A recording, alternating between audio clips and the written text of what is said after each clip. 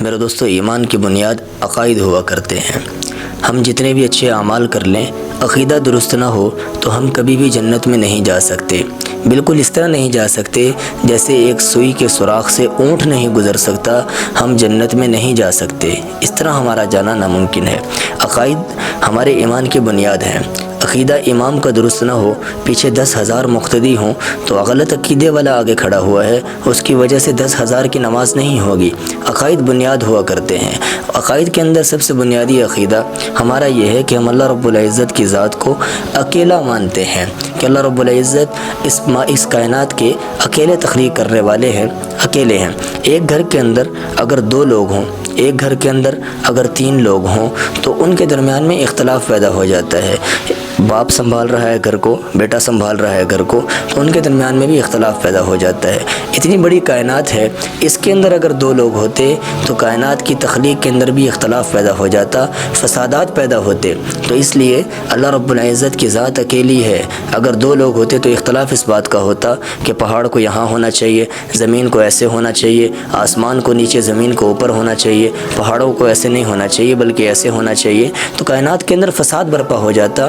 لہٰذا اللہ رب العزت کی ذات اکیلی ہے، اکیلی ذات اللہ رب العزت کی اس کائنات کو تخلیق فرمانے والی ہے۔ امام اعظم ابو حنیفہ رحمۃ اللہ علیہ کے پاس کچھ لوگ آئے اور اس بات پر مناظرہ کرنے کے لیے آئے کہ ہم آپ سے اس بات پر مناظرہ کرنا چاہتے ہیں کہ آپ کہتے ہیں کہ اللہ اکیلا ہے، اللہ اس کائنات کو بنانے والا ہے، تو ہم آپ کے ساتھ گفتگو۔ امام صاحب نے کہا ضرور کریں، آپ گفتگو فرمائیں۔ لہٰذا امام صاحب نے سب سے پہلے ان سے یہ کہا کہ بھئی آپ گفتگو کرنے سے پہلے میرا ایک مسئلہ حل فرمائیں۔ انہوں نے کہا جی آپ مسئلہ بتائیں اپنا۔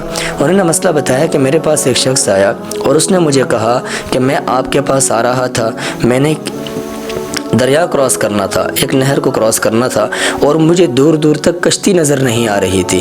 اچانک کیا ہوا کہ ایک درخت تھا، وہ کٹا، اس کے پھٹے بنے اور پھٹے آپس میں جڑے، وہ کشتی بنی اور کشتی کے اندر میں بیٹھا، وہ خود بخود چلی اور دوسرے کنارے پر اس کشتی نے مجھے اتار دیا۔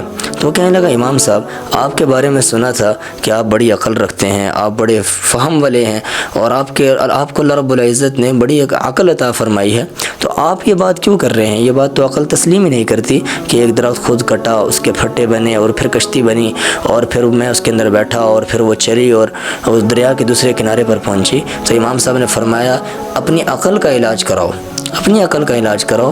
جب ایک 5 سے 6 فٹ کی کشتی خود نہیں بن سکتی، ظاہر ہے لکڑی کو کوئی کاٹے گا، پھر اس کے پھٹے بنیں گے، پھر اس کی کشتی بنے گی، پھر اس کے اندر کوئی بیٹھے گا، پھر اس کو چلانے والا ملا ہوگا، وہ خود نہیں چلے گی اور دوسرے کنارے پر خود نہیں جائے گی۔ جب ایک 5 سے 6 فٹ کی کشتی خود نہیں بن سکتی تو اتنی بڑی کائنات ہے، اس کو بھی تو کوئی بنانے والا ہے۔ اور جیسے میں نے آپ کو پہلے کہا کہ اگر اس کائنات کو بنانے کے لیے 2 لوگ ہوتے یا 2 سے زیادہ ہوتے تو کائنات کے اندر فساد برپا ہو جاتا۔ لہذا اللہ رب العزت اکیلے اس کائنات کے بنانے والے ہیں۔ اپنے عقائد کو درست بنائیں، عقیدہ درست نہ ہوا تو ہم کبھی بھی جنت میں نہیں جا سکتے۔